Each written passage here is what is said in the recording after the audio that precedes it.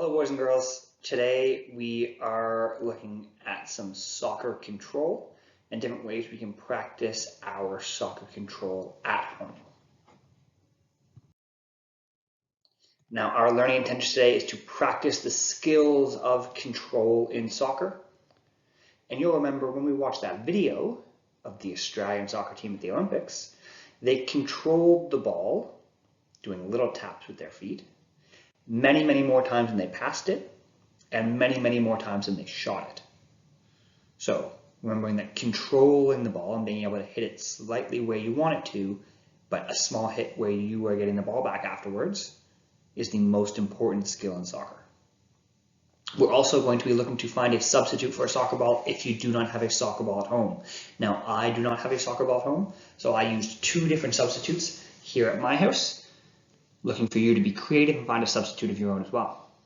Our success criteria today, the way that you'll know you're successful, is if you improve your ability to control a soccer ball with your feet.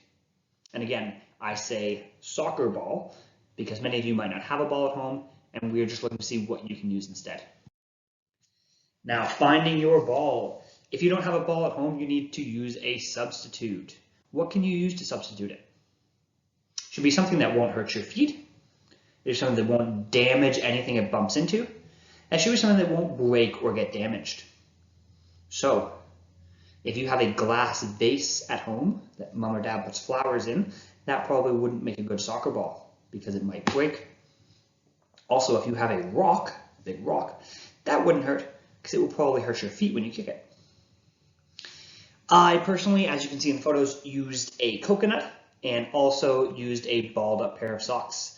Now the balled up pair of socks probably worked better and were softer on my feet, but the coconut rolled better on the ground. So be creative, see what you have at your house, and see what you can use to substitute a soccer ball. When we talk about controlling the ball, it is the most important move in soccer. If you remember, a soccer team might control the ball 30 times, pass it 3 or 4 times, and only take one shot. So controlling the ball is by far the most important skill. Every time you want to move the ball, or you need to readjust, or you want to keep it away from the other team, or even just absorb and receive a pass and then pass someone else, you need to control it. Remember, when we control it, we use the inside and the outside of our foot, which you can see in the photos there. I'm using the inside of my foot with the coconut and the outside of my foot with the socks. We do not want to use our toes. Remember, your toes and the front of your foot is rounded and much more sensitive.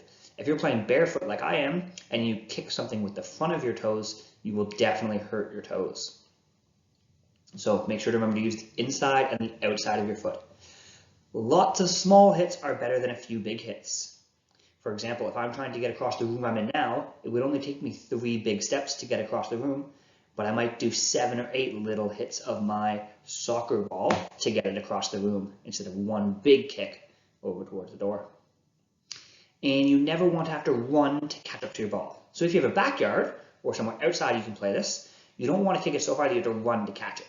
Controlling is all about being slow and careful with our movements and making sure we don't lose control of the ball.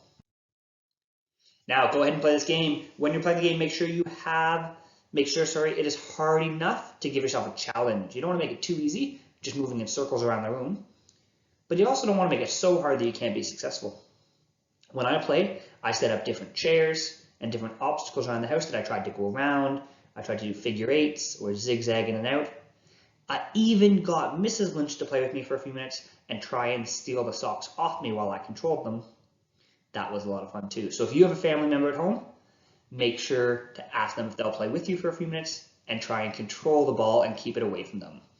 Most importantly, like always, kids, be safe, have fun, and hope to see you soon.